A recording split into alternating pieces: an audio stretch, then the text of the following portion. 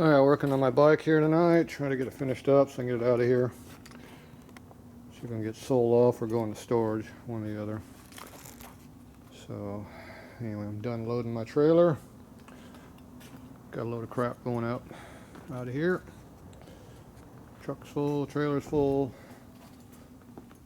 Building's getting empty. Pallet racks are getting more and more like a Quonset hut in here now, see? Getting emptied out. Slowly but surely. Alright, so this thing here, I need to get the oil tank bracket fixed. I don't know where I left off in the video. I did a lot of work without video, I know that.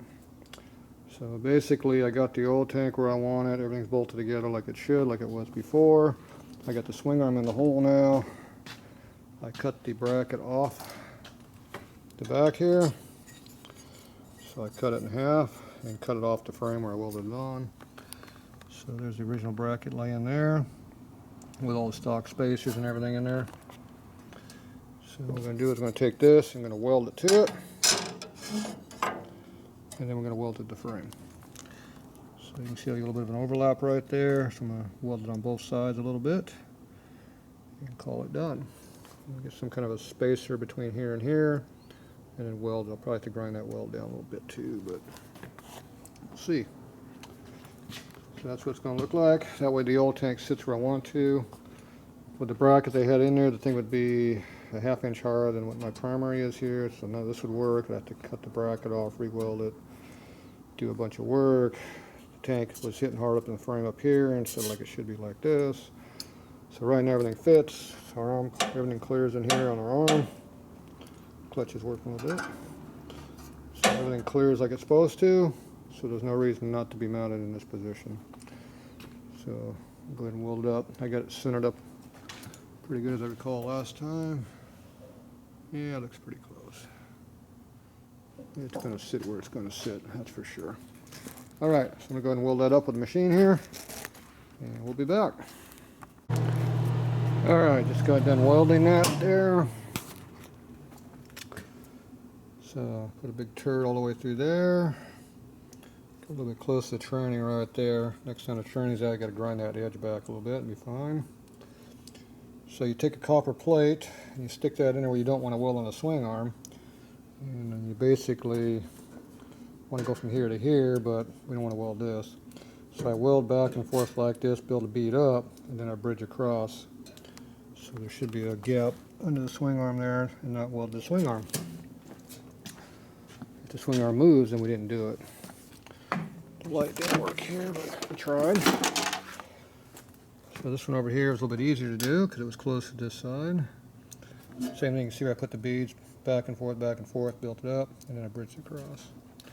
You can see the bearings are all in there, so it's fine. So the copper plate will get welded a little bit. So we don't know how hard it's in there. Depends on how much direct welding I put on it. So let's see if it moves. Okay, it moves pretty easy, so it didn't weld it hardly at all. Let's go in here. It might be a little warm. There we go. See, it didn't weld it at all. Weld it right next to it. And if the swing arm works, we're good. Swing arm's working. So I did not weld it, so you can see up into the bridge in there. So it's all bridged up there pretty good on both sides. So no welding where we didn't want to weld, obviously. So there you go, that's how you do it. I put a big bead across there on the outside, not the inside, we can't get to it.